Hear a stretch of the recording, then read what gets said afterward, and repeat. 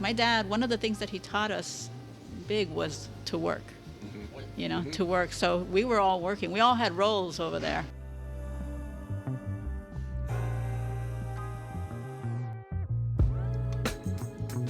That was Amparo Vigil, one of 4 siblings who own and operate Puerto Alegre Mexican restaurant. I'm Jeff, and this is Storied San Francisco, a podcast about artists, activists, and small businesses that make this city what it is. Before we get into this episode, Happy New Year! Also, a quick disclaimer. The sound quality is a bit compromised. I've done my best to make it sound good, but it is what it is. In this episode, which is a very special one for me, meet the Vigil siblings, Amparo, Lorenzo, Willy, and Pattye. Together, they tell the story of how their parents migrated from Ayutla, Mexico to San Francisco and soon started opening various restaurants in the Mission. Here's Amparo, followed by Lorenzo, Pattye, and Willy Vigil.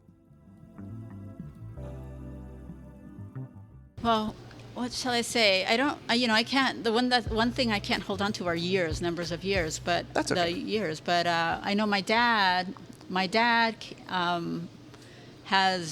there's 4 brothers, and I don't know, maybe 5 sisters, but 4 brothers that sort of came up from Mexico. Mm-hmm. And my family is from a little town next to Jalisco called Ayutla. Okay, it's a little town. Okay. So they're from there, and they were raised poor, working class. Mm-hmm. So my dad's obviously family figured out that they needed to, move in order to be able to provide for everyone else. So my uncles, my dad's brothers, older brothers, came up first. And my dad was like 14 when he came up, so you can, sort of see. But my dad worked all the way through California, Southern California, Northern California, in the fields, in the flowers, as well, up here in Watsonville and all of that. And they landed here in San Francisco, and they lived together and worked together and brought their wives up. Everybody was bringing their wives up, and they would also go back, when things were happening, and then they would come back. So my dad obviously had met my mom previously, and they were dating. In Mexico? In Mexico, okay. Yes. And in one of those, he went back, and they got married, and he came back. And about 6 months later, he brought her up. And to San Francisco? To San Francisco. Okay. You mentioned kind of like a journey north. Do you know why it ended in San Francisco?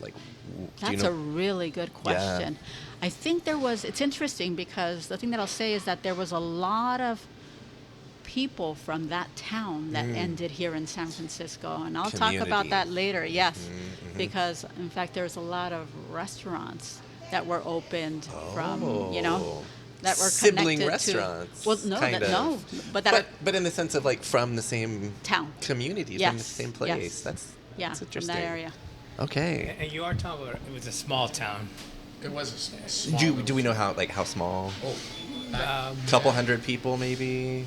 1,000. I would say 1,000, 2,000. I don't know, maybe. If that, yeah, if that. But it was very. It's grown. It's those little towns you find in Mexico back in the older days that are brick roads all through the streets, and you have right in the middle you have what you call like the La Plaza. And so I eventually understood. For me, I would think my mom and my dad knew each other very young, being a small town. Right. Yeah. Have you all traveled back and visited? Oh yeah. I'm sure you have family still there, right? Oh yeah. Yes. Yeah. It's actually grown a little, a little It's better. grown a lot. Yeah. Well, by saying growing, it's grown for what it was. Wow. From where it started. started. It grew 500%, but it was like 1,000 people. Yeah, because in the time when we were kids and they would take us, to get into that little town, if it was raining really hard, the river would raise. Right. So you had to wait for the river to go back down. Off the bridge. Gotta get up there with a four-wheel drive. Now they finally made the road where that problem's taken care of, Yeah. There you go. Okay, so your parents did know each other growing up. Mm-hmm. Your dad came here first, went back, got married, came back, and then brought her here. Do we know about what year she came and so that they were here as a married couple? 57. Yeah. 1957. Yeah, 1957. Okay. Yeah. 'Cause that's when my older sister was born. Was born in 57. Yeah. Okay. Oh, she's my sister-in-law's age. Cool. So do we know much about what they were doing either individually or as a married couple before the restaurant started? Do we know much about that story? Dad was working at a laundromat right down on 17th Street here, right near where Harrington's is at. Mm-hmm. I remember that, and he was also, I think, some construction or something involved with that too. They did do a lot. He did and he did do a multi-work lot of field stats, yeah. stuff. But I think once they moved here, it was just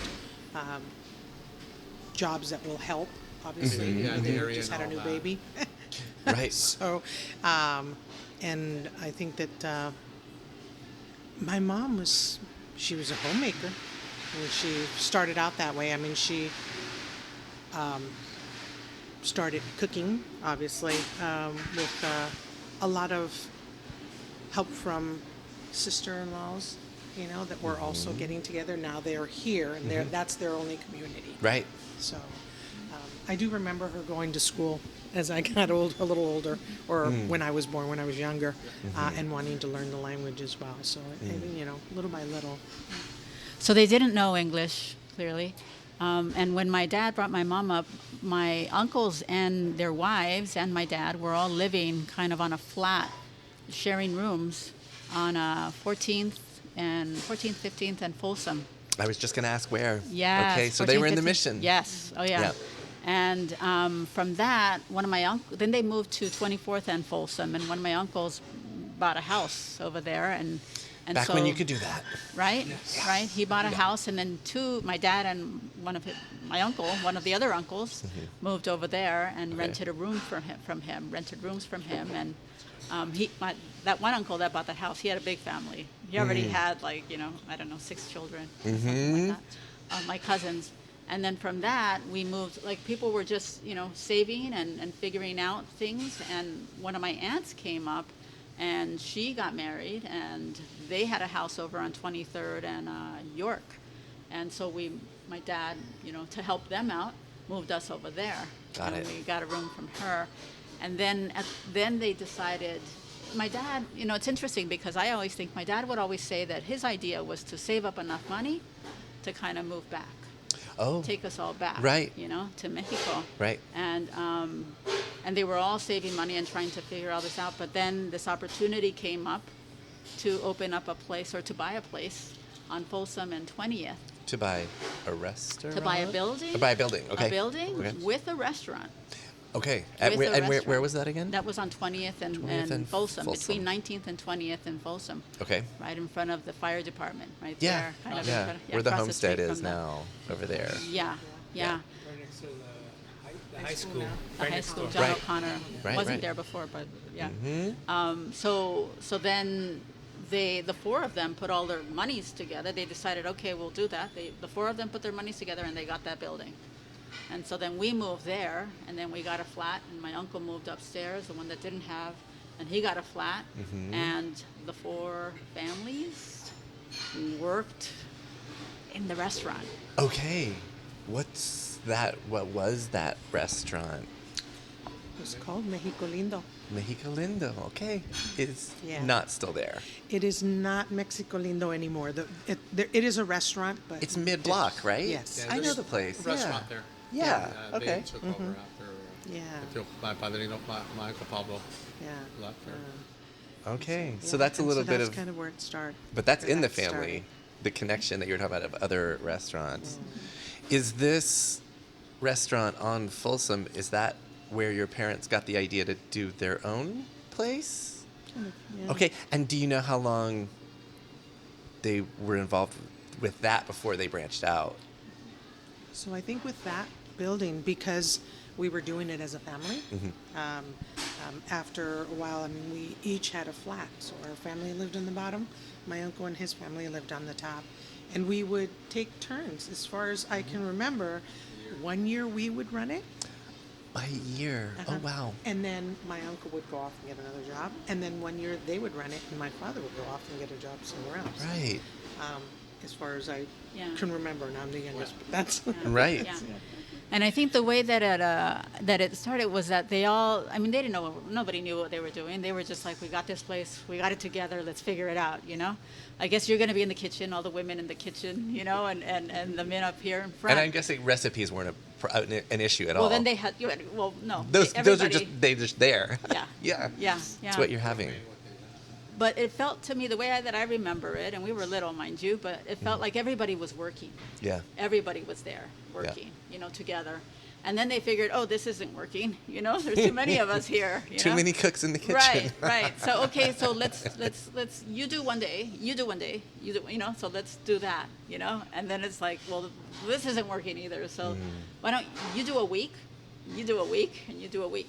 And then two of my uncles ended up buying another place, another building on 21st and Bryant, and the building there, and it had a bar, or they made a bar there, and they called it Vigil's Club.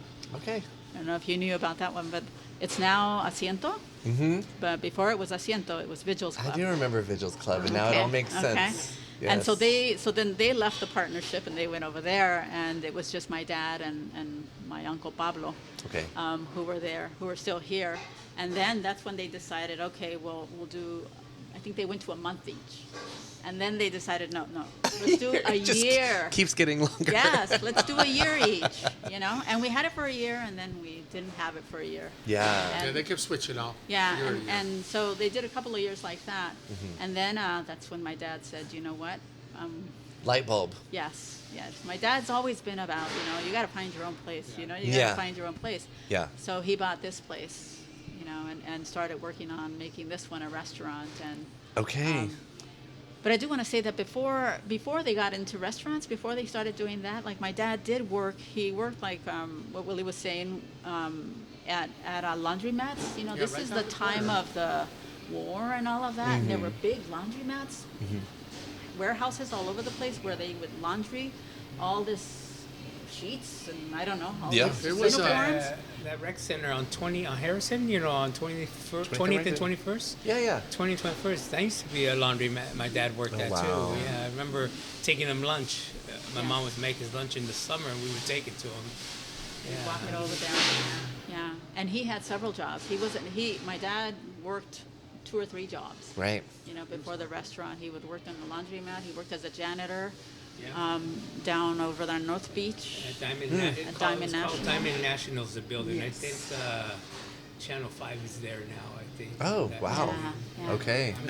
Yeah, and it was there was a printing company over there too, Yeah. because he used to bring us rolls of paper. Like, you know, when the roll of paper goes all the way down to the kind of, you just have a little bit and you Yeah. change it. Yeah. Well, he would bring us those rolls, and we would just like Do art. Yes. And roll whatever. them out, like Games do like and role plays, you know. even play with the art of the Yeah. paper. Yeah. Oh, that's fun. Yeah.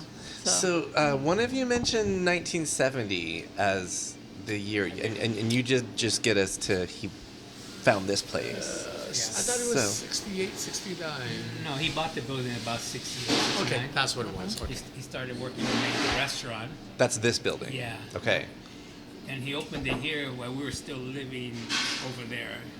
He was working it here with my mother and his sister, and one of his sisters. The 3 of them were running it. Okay. Yeah. But he built it. Yeah, he did. It was a secondhand store before, back then when he bought the building. This space was? Yeah. Okay. Secondhand, then bookstore or A something big like that. books like him, yeah. I think I had a lot of secondhand stuff in here. I remember. Yeah, used Yeah. stuff. Yeah. Yeah. That but was miscellaneous. the street. I mean, the street Right. was Auto Row. It was just this Right. funeral home. Funeral I think, too. homes. Yeah. So it was, Yeah. it A was lot more like washing, you know, like people that do appliances. and stuff, appliances. Appliance shops were all around Oh, like here. Sharon's and Yeah, it's they would still do there, like like dryers and washers and all that across the street. Because I remember the hotel across the street, the what's it called, where Richard Schumann used to Crown? live. The Crown, right? Remember all that? The gentleman that owned it, he had his own appliance store there, Yep. where he sold dryers and washers, and I think his name was Herb. I remember that part. But no, it was basically a lot of that around here and all that. And Okay. It's incredible. Yeah. So when you're, oh, sorry, go ahead. When he first got this place, though, I mean, everybody would tell him, you're crazy. You're crazy. You don't buy that. Yeah. Don't buy over there. It's not gonna, it's not gonna amount to anything. Well, it was farther away. Y'all were on the eastern side of the neighborhood. But this area over here was a little shady. Not, right, okay. Yeah, it's a little shady. Were there any restaurants at the time over here? I'm gonna say La Cumbre La was the only one there. Yeah. Taqueria La Cumbre. Yeah, La Cumbre. And where Weepy Sushi's at, there was like a Central American restaurant there. That I remember. Was it already there? It was there. It was there already, yeah. Yeah, but for people listening, it wasn't the Valencia. No. Even of the last no. 20 No. to 25 Oh, years, no, it was very no, different. nothing. Yeah, no, like the bars, like the bar next door. It was more like old timers having their little beer. Vic's was here. Remember Vic's bar, the old Irish bar? Yeah. Yeah, because remember, That was next door. Dad and him really got along. Hal and Al.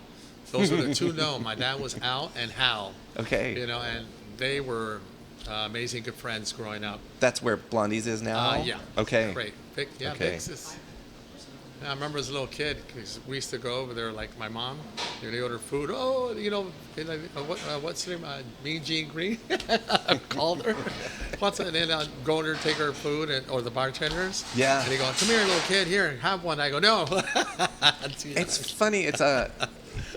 There's a common thing that comes up every once in a while on this podcast when I'm talking with people who are from the city. Uh-huh. There's a common thread.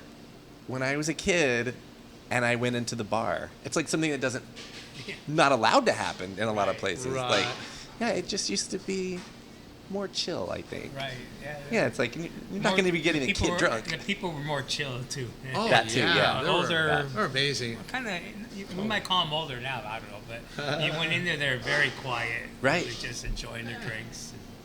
I think rules are different, obviously, around alcohol, and so that has changed as well. Yeah, for where sure. It was a little Yeah. relaxed. Right.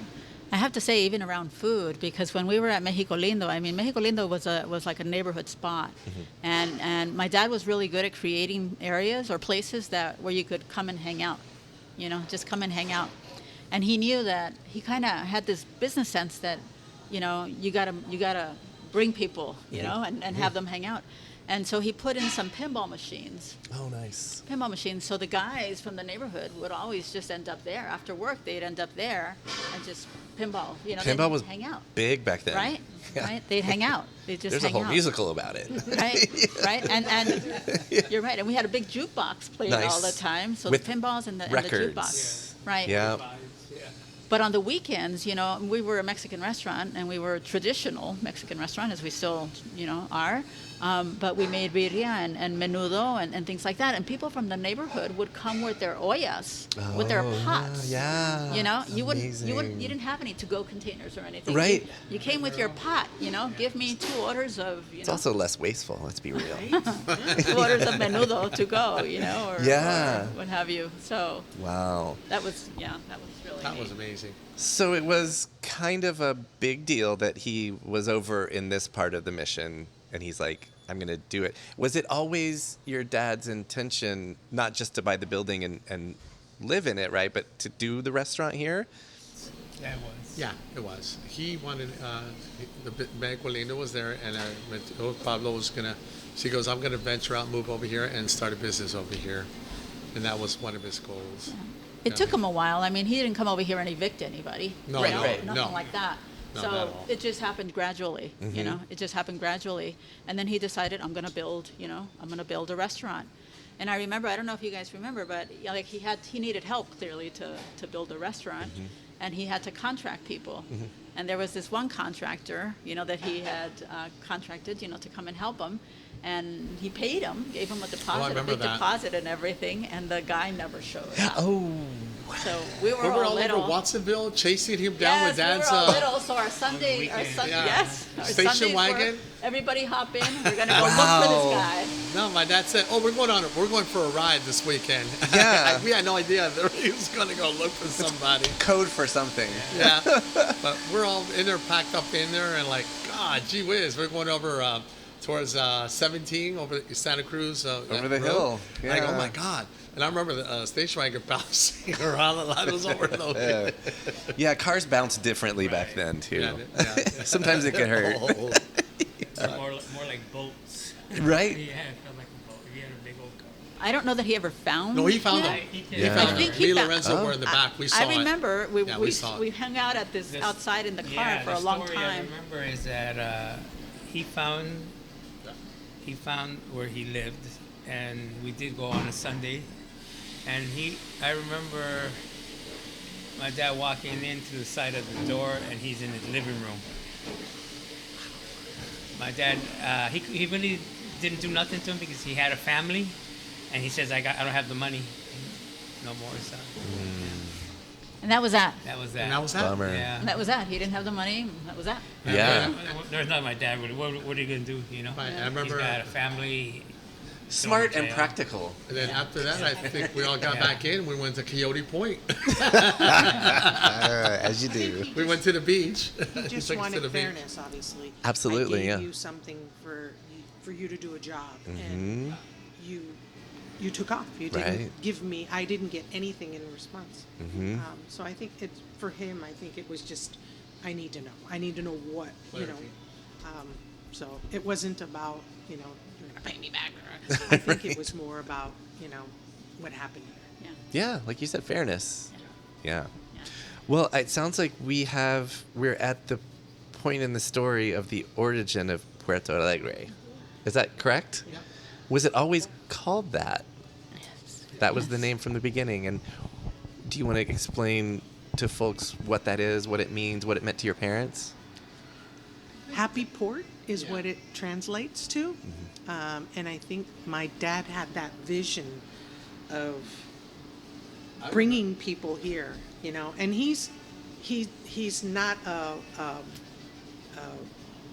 beach person per se, but he likes that side of the beach, the ocean. And so for him, port was, I think, right, that was the where he came up with the name for Okay. it. But I don't think that he had envisioned what it became. And how long. Yeah. Yeah. And how crucial the name was. Right. And how fitting it was. Totally. Literally. I kind of heard something like that too, because I remember him saying too that one of the visions were that once in a while he would go to the port, which was the beach, or Puerto Escondido and all that on the Jalisco state of the side, and with some friends, and I have fun and all that, and he goes, one day if I ever open up a business, I think I'm gonna call it, it's because I'm at the Puerto, so and happiness, Puerto Alegre. And I think that's what my dad, he kind of mentioned to me before, and I think that's where he had the idea. It was a vision. Yeah. Then. Exactly. Okay. And the original menu, do we have an idea of what that was and where those dishes came from? Probably, Oh, a lot. clearly your family, right? Absolutely. Yeah. I think a lot of the original menus, I think a lot of it came from Mexico Lindo. Mm. When they all started there together from everything Tried they and learned- true already. Everything they learned from each other. Yeah. One taught the other one that they know how to make something. And I think that's where a lot of it came. My mom brought it here, along with my aunt, my dad's sister, who I told you the ones that were in the beginning, the three of them were always here when my dad first opened, and my aunt made one of the best chile verdes. Oh my God. That's the second time that's come up. Yeah, but hers was incredible. Yeah. Even as a kid, I remember still. Yeah. and- Flavors. I'm not a pork lover, but wow, Yeah. that chili verde is good. The big But, chunks. Yeah, I love just- Yeah, so I think a lot of that menu came from that, from Okay. the beginning where they all began. Starters. So, Yeah. was it what kind of dishes besides chile verde? Besides the chile verde, back then it's funny. We used to the menudo was very popular. We had menudo. They made really good menudo. We used to have birria antes before Before the current trend. Yeah, where it was very popular. Dishes they asked for. And along from there, the bistec rancheros, which is chile colorado. We used to have some great beef soup back then, Oh, caldo de res. which you don't see hardly anymore, right? It's all chicken soup now. And then the enchiladas and all that. My mom just got her own hands in there. And made Enchiladas some live great in here enchiladas. for me. The tacos. Love a good- yeah. It just went on The from chile there. Yeah. Chili rellenos, yes. That's yes. one of her best, her chili rellenos. Wow. A few years ago, I tried to make chili rellenos and failed miserably. And I've always had respect for people who make food, but especially that. I'm like, that takes some skill Yeah, I think so. Yeah, you got to Just to- batter. just to do it. You're not going to get a nice fluffy relleno.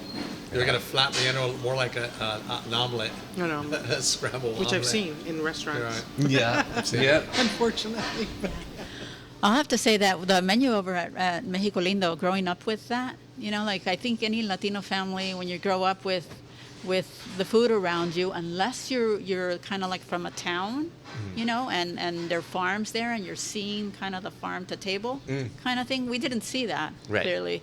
So we're eating menudo, and we're eating like even lengua en salsa, Oh, which is lengua, beef you're right. tongue. Like that was on the menu, but you're eating it. You really don't know what you're eating. Right. But it tastes delicious.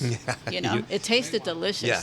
And back then at Mexico Lindo, I mean, all of us, like my dad, one of the things that he taught us big was to work. To work. So we were all working. We all had roles over there.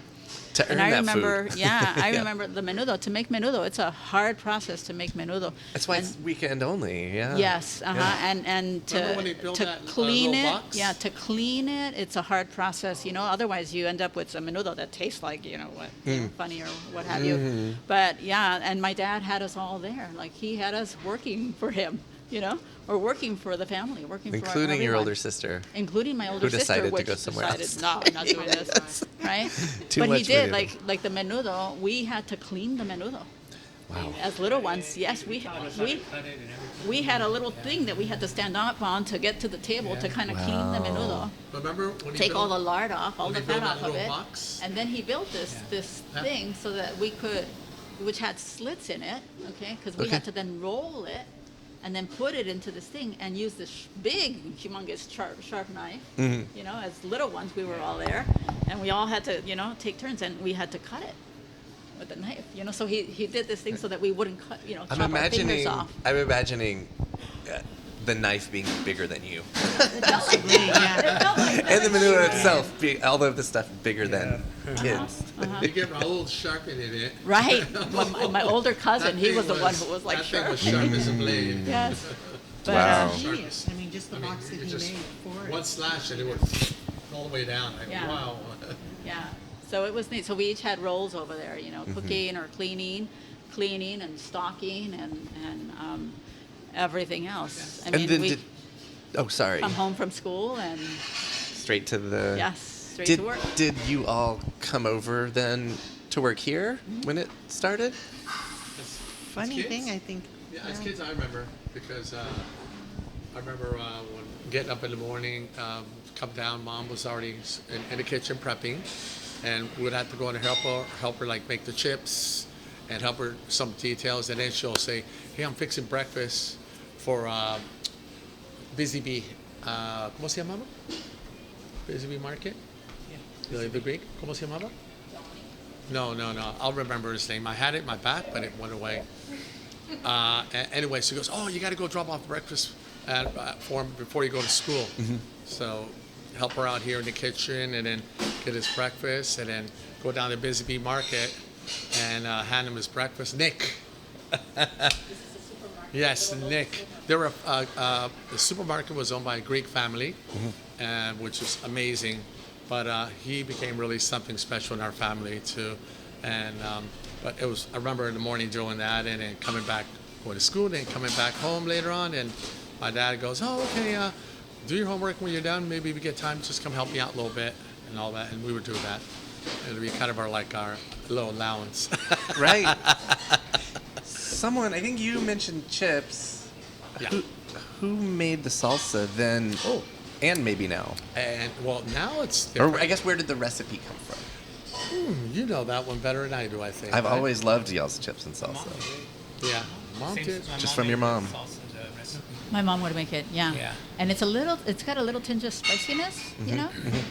And my mom, actually, I have to say, my mom would make it spicier.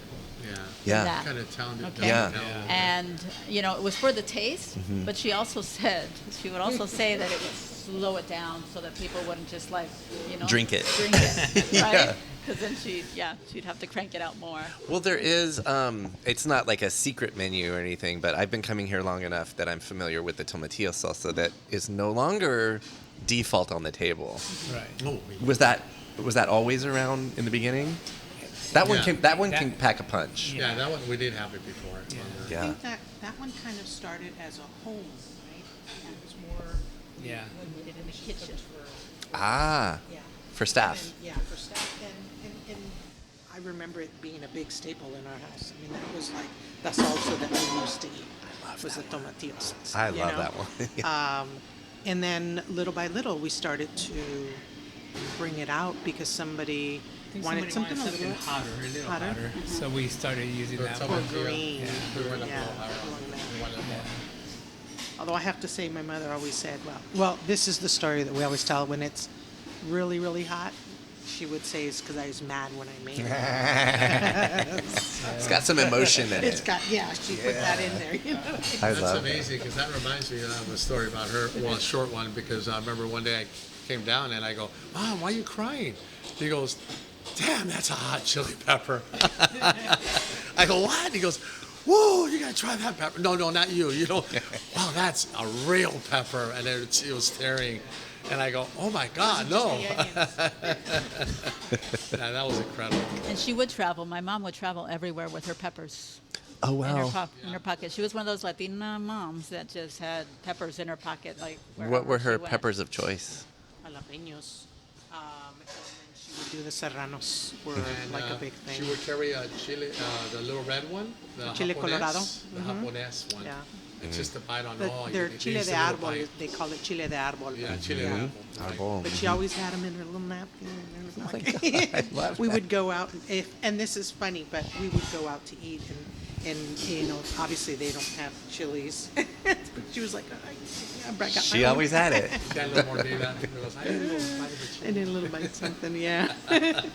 I love that. Kind of became the standard there. Well, I think, it's a lot of ground to cover, but maybe any stories that come to mind, anything that stands out, any monumental, moments or events or anything in the, let's just say 50 plus or almost 60 years. So I'll sort of take us through a little bit. But when we first moved over here, like I said, we weren't living here. I mean, the building was just a building, and my dad was, it was his building.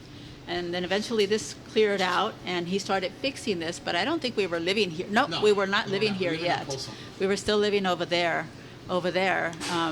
And I remember because I would get home from school, and my dad and my brothers and everybody would be over here, and we had to call them, over here and tell them we're home, we're home. And eventually, in the rooms upstairs, I think they were rooms.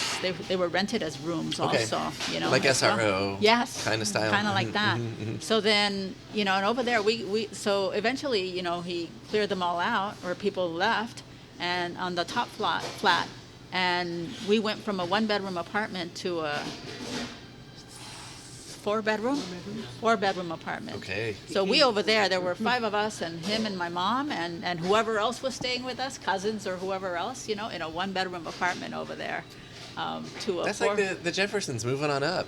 That's a big upgrade. That's a It was. big upgrade. It was, and I remember me and Lorenzo used to go, "Oh my God, we got our room." well, my siblings. Oh, yeah. It Oh, so yeah. happens that my mom was in Mexico, and she would go back and forth to Mexico, and my mom was in Mexico with my sisters, and that summer, right? And when they had cleared out, and I thought, well, we're gonna move, and so let's move. And it was me, and I guess I used them and my dad and everybody else, and I moved, and I said, okay, this is going to be your room. My brothers, this is going to be your room. And my sisters, this is going to be your room. Mm-hmm. And my mom and my dad, I put them over there in their room. They got the master bedroom. Sure. You want to call it that? And I said, this room over here is mine. So I Carving out got little my own little spaces. room. She sure did. I did, huh? I don't think they're too happy, but anyway. That was Amparo Vigil, along with her siblings Pattye, Willy, and Lorenzo. Check back next week for more from the family who runs Puerto Alegre. Part 2 drops next Tuesday wherever you get podcasts. Music for Storied San Francisco was produced, performed, and curated by Otis McDonald. Our contributing producer is Aaron Lim of Bitch Talk Podcast. And the show is produced and hosted by me, Jeff Hunt. Now in our 7th season, we have more than 220 episodes available on our website, storiedsf.com, or wherever you listen to podcasts. If possible, please, please, please rate and review the show. I want to know what you think. Follow us on Instagram and Threads at storiedsf, and reach out to us there or email us at storiedsf@gmail.com. Thanks for listening. Be extra careful crossing the street, and keep being wacky, creative, and kind out there. See you next time on Storied San Francisco.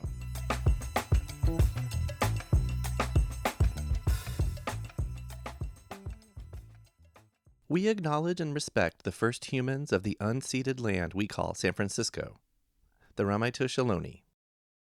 We condemn the genocide of these and other tribes across the Western Hemisphere. We honor their legacy and history, and we support rematriation and sovereignty efforts. This podcast is a proud member of the BFF.FM podcast network. Learn more at podcasts.bff.fm. BFF.FM, best frequencies forever.